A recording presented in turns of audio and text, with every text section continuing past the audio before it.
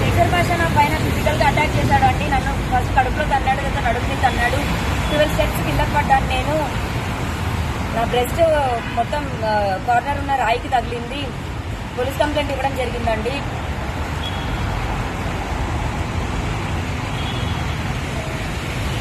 ఇంతవరకు మాటల్లో ఉన్న శేఖర్ భాష ఇప్పుడు నన్ను చంపేస్తానని ఈ అమ్మాయిని మాట్లాడుతున్నాడు.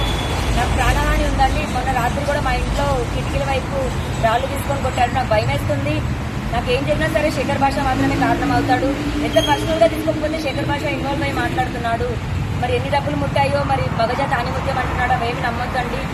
అండ్ ప్రీతి ఉదయ్ మాట్లాడుతున్న ఈ మాటలేవి కూడా నిజం కాదు. నేను ప్రతిదీ నిరూపించుకుంటాను. ప్రీతి ఉదయ్ వాళ్ళకి నాకు డ్రగ్స్ దానికి అసలు ఏం సంబంధం లేదు. ఒక డ్రగ్ కేసు అన్నది ఇన్వాల్వ్ చేసి నన్ను ప్రిజన్ కి పంపించి దాని నుంచి నన్ను బయటికి రాకుండా పీడీ యాక్ట్ అన్న సెక్షన్ వేయించి నన్ను జైల్లో ఉంచాలన్నదే వాళ్ళ ప్లాన్. నేను జైల్లో ఉన్నప్పుడు ఇల్లు ఖాళీ చేసేసి కుక్కల పిల్లలు రోడ్డు మీద వదిలేసి రాస్తారు వీళ్ళు ఇంటి తాళాలు వేయాలన్నది శేఖర్ భాష నా మీద ఛాలెంజ్ చేస్తున్నాడు. ఇందాక కూడా నన్ను తట్టున్నప్పుడు కూడా నీ అమ్మ నువ్వు జైలుకి వెళ్తావు, నీ అమ్మ నేను చంపి పడదొబ్బుతా అని మాట్లాడుతున్నాడండి. శేఖర్ భాష ఇంత ఇన్వాల్వ్ అయ్యి మాట్లాడడం కరెక్ట్ కాదు. నాది ఏమున్నా సరే రాస్తారంతో చూసుకుంటాను.